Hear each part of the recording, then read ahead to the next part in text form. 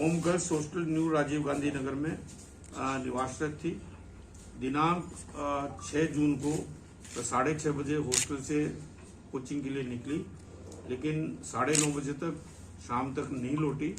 तो हॉस्टल के जो मालिक थे उन्होंने पुलिस को सूचित किया और इस संबंध में थाना जवाहर नगर पर एक गुमशुदा के तौर पर नहीं आने पर 363 आईपीसी में आपराधिक प्रकरण दर्ज हुआ।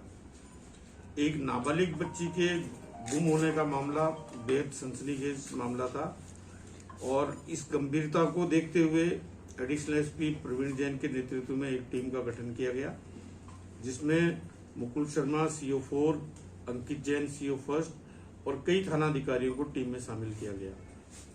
साइबर टीम को भी कॉल एनालिसिस करने का जिम्मा दिया गया, जिसमें ये तथ्य सामने आया कि लड़की का अंतिम कॉल जवाहर सागर के पास में जो टावर है उसके अंतर्गत आया। नाबालिग बच्ची का कोचिंग से एक जुड़ाव होने के बाद, एलन इंस्टीट्यूट की छात्रा होने के बाद उसका जंगल में लोकेशन होना एक बेहद चिंता का विषय था। इसलिए उस पूरे घटनाक्रम की तहकीकात करने के लिए जो टीम हमने गठित की थी उसके साथ काफी तादाद में पुलिसकर्मियों को जोड़कर कई अन्य टीमें गठित की गई और एक सर्च ऑपरेशन कंडक्ट किया गया। सर्च के दौरान देर रात्रि में एक शत विक्षत शव उस लड़की का बरामद हुआ। उसके परिजनों से उसकी शिनाख्त हुई और शिनाख्त के बाद जो कॉल एनालिसिस से जो तथ्य सामने आए उसे पता लगा कि एक लड़का इसके कांटेक्ट में था, गुजरात से जुड़ा हुआ, किशन ठाकुर नाम का। उसका मूवमेंट गुजरात की तरफ जाना ज्ञात हुआ। उसकी मूवमेंट दिन में भी कोटा में ज्ञात हुई। इसके बाद गुजरात SOG की हमने मदद लेकर के उस लड़के को डिटेन करने का जिम्मा दिया। हमारी टीम भी हमने रवाना की और देर रात्रि में SOG की टीम ने उस लड़के को डिटेन किया और हमारी टीम जो वहां पहुंची उसको उन्होंने सुपुर्द कर दिया। जब टीम उसको लेकर के आई और उससे जो पूछताछ हुई उसके बाद जो तथ्य सामने आए उसके आधार पर ये लड़का इस नाबालिग लड़की से पिछले 1.5-2 साल से फ्री फायर गेम के रूप में मोबाइल से संपर्क में था। आपस में इन्होंने अपने नंबर भी शेयर किए और काफी बात करते रहते थे, अफेयर्स में भी आए।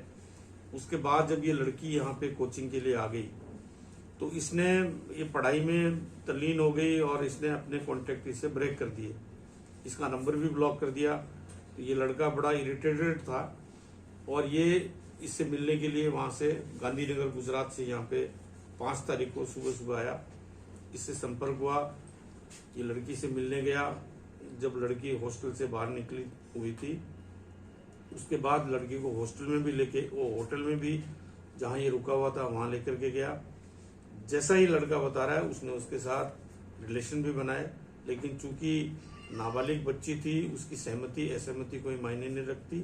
उसका जो कृत्य था वो दुष्कर्म की परिभाषा में आता है। इस आधार पर हमने इस अपराध में 302 आईपीसी के बाद 376 से जुड़ा हुआ अपराध मानते हुए भी जो धाराएं हैं संबंधित वो भी ऐड की है। अभी लड़के को पूछताछ के बाद में गिरफ्तार किया हुआ है। इस पूरे प्रकरण की एक अनुसंधान दल के द्वारा तहकीकात की जा रही है। हत्या की नौबत क्यों आई सर? तो रिलेशन इसमें शुरुआती दौर में तो लड़की से इसके सोशल मीडिया पे संपर्क थे, बातचीत होती रहती थी, लेकिन जब लड़की यहाँ मेडिकल की पढ़ाई करने आ गई और उसमें अध्ययन के प्रति गंभीरता का भाव जागृत हुआ और उसने ये मानते हुए कि मुझे इन सब बातों से दूर हटके अब पढ़ाई में ध्यान केंद्रित करना चाहिए, इसलिए उसने ब्रेक कर दिया और उसी से इरिटेट होके इसका तो ये कथन है कि मैं उसके सामने सुसाइड करने आया था, लेकिन बाद में दोनों ने मिलकर के और हमने घूमने का प्लान बनाया और वहाँ इसने जाकर के कि ये मेरी नहीं हो सकती तो मैं दूसरे की नहीं होने दूंगा, इस आधार पर इसने उसकी हत्या कर दी। पत्थर से भी सर और कोई वेपन? इसने जो बताया है घटनास्थल उसके आधार पे ये थक गए थे घूमते घूमते। एक इसने बेवकूफ बना के लड़की को एक जंगल में एक जगह ले गया, वहां बिठाया और अचानक उसने पत्थर से वार किया लड़की जब बेहोशी की स्थिति में आई दूसरा पत्थर मारा, उसके बाद घसीट करके नीचे ले गया और फिर एक और पत्थर मुंह पे मारा। इसके बाद जब हत्या हो गई तो ये इसका कथन है कि मैं चंबल में नीचे गया और उसके बाद जो कपड़ों पे खून के निशान थे इसने स्नान करके उनको मिटाने की कोशिश की।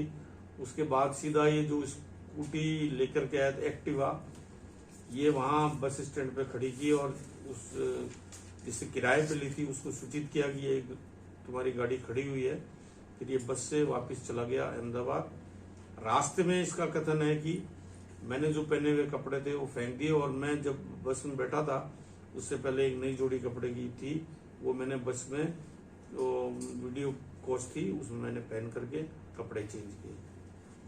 सर इस बीच में पहले भी कभी मुलाकात हुई है और फिजिकली फर्स्ट टाइम मिला? फिजिकली ये कोटा में पहली बार आया है और नए पहले भी जो अनुसंधान में तथ्य सामने है इससे पहले कभी फिजिकली लड़की से नहीं मिला। सर ये जो बात कर रहा है रिलेशन बनाने की, वो जंगल में या होटल में, कहाँ पे? होटल में जहाँ ये रुका था। ये कौन सा होटल है सर, किस एरिया में? ये विज्ञान नगर इलाके का होटल है।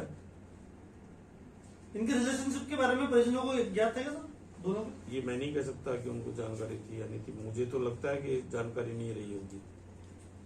सर जब लड़की की गुमशुदगी दर्ज हुई तब परिजनों को अंदेशा दिया था इसके बारे में कि ये लड़का एक परिजनों को ऐसी कोई जानकारी नहीं थी। परिजन तो सहज भाव से बच्ची को पढ़ने के लिए भेजते हैं, बाद में कोचिंग वाले बच्चे क्या करते हैं तो फ्री फायर गेम के दौरान परिजनों की जानकारी राहुल किनके टच में? मुझे नहीं लगता कि उनको किसी तरह की कोई जानकारी रही होगी। तो इसका क्लू किस तरीके से, जब ये अपना डेड बॉडी ये वहां से गया अपने मोबाइल से भी उसने अपने मित्र को फोन किया गुजरात में और एक इसके लड़की के मोबाइल से भी इसने कॉल किया। तो वो एक जो कॉल हुए दोनों वो जिस टावर से हुए वो जवाहर सागर इलाके में आता है और उसी के आधार पर उस क्लू को डेवलप करते हुए ही पुलिस ने पूरे इलाके को छान मारा। एक बहुत मुश्किल काम था, एक दुरूह कार्य था कि जंगल में एक सुई को तलाशना, और वो जो टीम एडिशनल एसपी के नेतृत्व में सीओ फर्स्ट और सीओ 4 ने किया तब बहुत ही शाबाशी के काबिल। दोनों मोबाइल का क्या किया सर इसने? वो तो अनुसंधान का विषय है, पुलिस जब्त करेगी उन्हें। नहीं इसी के पास ले गया या फेंक गया था? नहीं, इसी के पास रहे जी। गांधीनगर पहुंचने के बाद सर कहाँ रुका, ये कहाँ फरारी काटने ये एसओजी वालों ने पकड़ा है, इसलिए हमें जानकारी नहीं है। सर ये शहर से अनजान था, ऐसे में वहाँ ये गांधी सागर तक जाने के लिए पहले इसने रेकी करी थी या कुछ इन्होंने गूगल पे सर्च किया कि कोटा में कौन कौन से टूरिस्ट स्पॉट हैं और ये दोनों की सहमति थी इतना खूबसूरत सा इलाका है इसलिए वहां घूमने चलते हैं, जैसा इसका कथन है। इसका कोई प्रीवियस इस तरह का कोई इरिटेटिंग बिहेवियर या कोई और कुछ मालूम चला हो लड़के के बारे में? अभी तक तो ऐसी कोई जानकारी नहीं है। क्या सर वो गेम की लत थी इसे या क्या? गेम की लत तो दोनों को ही थी सर फीमेल और इस बैकग्राउंड बात क्या के है? साक्ष्य भी हैं कि ये काफी समय से सोशल मीडिया पे संपर्क में थे। फैमिली बैकग्राउंड क्या असर है इसका लड़के का? साधारण सा परिवार है, मजदूरी करते हैं इसके पिताजी।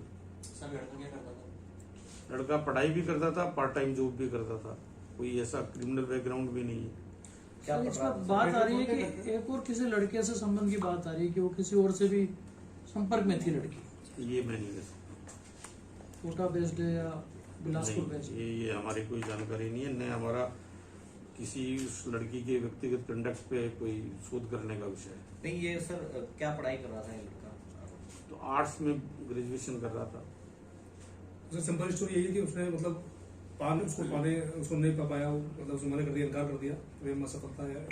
लड़की से रिलेशंस थे आपस में सोशल मीडिया पे और उसके बाद जब उसने ब्रेक कर दिया तो ये बिल्कुल गुस्से में आकर के इसने इस वारदात को अंजाम दिया।